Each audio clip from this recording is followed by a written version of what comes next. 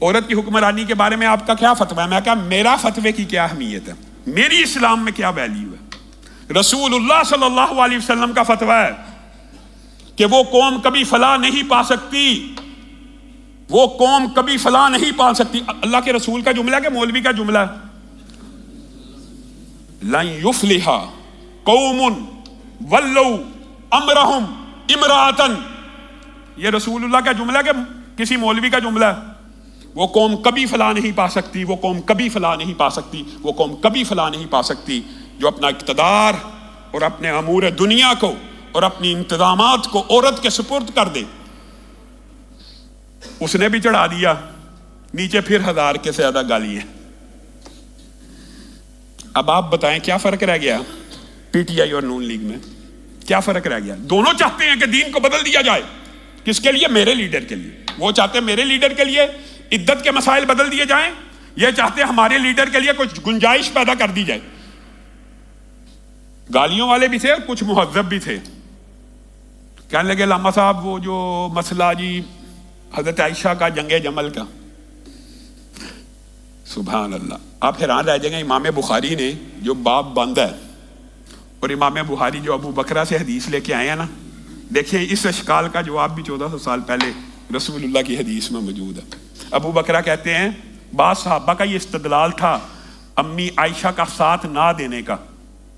ابو بکرہ کہتے ہیں مجھے اس حدیث نے فائدہ پہنچایا اور میں امی عائشہ کے لشکر میں شامل نہ ہوا، حالانکہ امی عائشہ اگر غور کیا جائے تو اس لشکر کی سپہ سالار اور چیف آف آرمی سٹاف نہیں تھی، اس لشکر میں شریک تھی۔ اصل سپہ سالاری تو آپ کو پتا سیدنا امیر معاویہ، طلحہ اور زبیر کے پاس تھی، اور عورتوں کا جنگ میں شامل ہونا جائز ہے۔ اچھا یہ بات بھی عجیب ہے، عورت حکمران نہیں بن سکتی، یہ رسول اللہ کا فیصلہ ہے، اللہ کا فیصلہ ہے، قرآن سے بھی ثابت ہے۔ الرجال قوامون کی آیت اور یہ جو آیت ہے نا کہ ہم نے کوئی بھی نبوت کا منصب مردوں کے علاوہ کسی کو نہیں دیا، اس کی تفسیر پڑھ لیں، اس کا مطلب کیا ہے؟ عورتوں کو حکمران نہیں بنایا جائے گا۔ عورتیں جنگ میں شریک ہو سکتی ہیں لیکن چیف یا سپہ سالار نہیں بن سکتی۔ پھر بھی بعض صحابہ نے یہ استدلال کیا تھا کہ امی عائشہ کے ساتھ ہم اس لیے نہیں تھے نکلے کیونکہ وہ بھی آگے تھی، ان کے پاس بھی اتھارٹی تھی اور وہ بھی کمان کاری تھی، اس لیے۔ اور پھر حضرت عائشہ کے لشکر کو جو شکست ہوئی، صحابہ نے یہ استدلال پیش کیا تھا 1400 سال قبل، بعض صحابہ کا یہ استدلال تھا، لیکن حقیقت میں امی عائشہ اس لشکر کی سربراہ بھی نہیں تھی، لیکن استدلال یہ صحابہ نے تب بھی پیش کر دیا تھا کہ امی عائشہ کے لشکر کو اس حدیث کی وجہ سے شکست ہوئی ہے۔ اب آپ دیکھیں، ایک تو یہ سوال اعتراض کیا گیا، پھر دوسرا یہ بندہ حیران رہ جاتا ہے کہ سیاسی لیڈر کیا چیز ہوتا ہے، سیاسی لیڈر کی محبت کیا چیز ہوتی ہے، انسان اس کے لیے کیسی کیسی اور کہاں کہاں سے گنجائش۔ یہ ماشاءاللہ جو نوجوان بالکل دین سے دور ہوتے ہیں ان کے پاس بھی دلائل آ جاتے ہیں، اللہ ان کا ذوق اور شوق بڑھائے اور حقیقی طور پہ یہ دین میں محنت کریں تو بڑی فقہی بحثوں میں بھی حصہ لے سکتے ہیں۔ کیوں؟ میں نے دیکھا، آبزرو کیا کہ عام نوجوان جو دیندار نہیں ہیں وہ دلائل دے رہے ہیں۔ ایک امی عائشہ والی دلیل، دوسری ایک بندے نے دلیل دی علامہ صاحب ملکہ سبا ملکہ سبا بھی تو حکمران تھی، ملکہ سبا مسلمانوں کی حکمران تھی، حضرت سلمان نے اس کے خلاف جہاد کیا تھا، جنگ لڑی تھی اور جنگ کا ارادہ کیا تھا کہ اس کو حاکم ماننا تھا۔ یار لوگوں کے استدلال بھی عجیب ہوتے، ملکہ سبا کا یہ استدلال کیا گیا۔ یاد رکھیے یہ رسول اللہ صلی اللہ علیہ وسلم کا فرمان ہے، کسی مفتی کا فتویٰ نہیں ہے۔ ہو سکتا ہے میری ذاتی وابستگیاں یا آپ میں سے کسی کی ذاتی وابستگیاں کسی پارٹی کے ساتھ ہوں، تو کیا اس پارٹی کے ساتھ ہونے کی وجہ سے دین کو بدل دیا جائے گا، شریعت کو بدل دیا جائے گا، قرآن کی آیتوں کو بدل دیا جائے گا؟ اللہ کے بندو، اللہ کا واسطہ ہے، اللہ کا واسطہ ہے، گناہ کو گناہ سمجھ کے کرو، گناہ کو گناہ سمجھ کے کرو۔ مریم نواز کو وزیر اعلیٰ پنجاب آپ بنانا چاہتے ہیں، چند لوگ بنائیں، لیکن اس کو غیر شرعی سمجھیں، اس کو گناہ سمجھیں، اس کو خلاف رسول سمجھیں، اس کو خلاف دین سمجھیں، اس کو خلاف شریعت سمجھیں، اس کو خلاف اسلام سمجھیں، پھر جو مرضی کرتے رہیں۔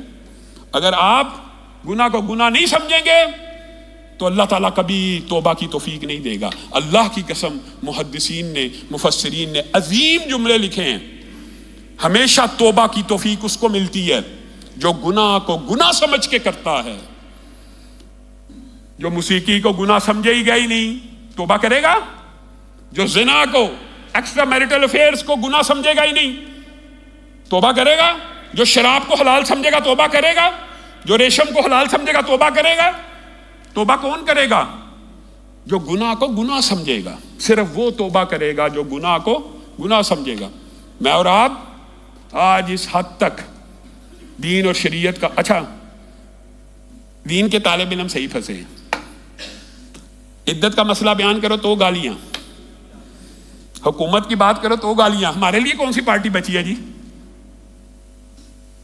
اسی لیے مولانا فضل الرحمان آج کل غصے میں ہیں. ویسے بات آئی ہے ضمنی طور پہ تو کئی لوگوں کا خیال ہوتا ہے یہ سیاسی گفتگو ممبروں میں محراب سے نہیں ہونی چاہیے, حالانکہ دین پوری کی پوری سیاست کو بھی ایڈریس کرتا ہے.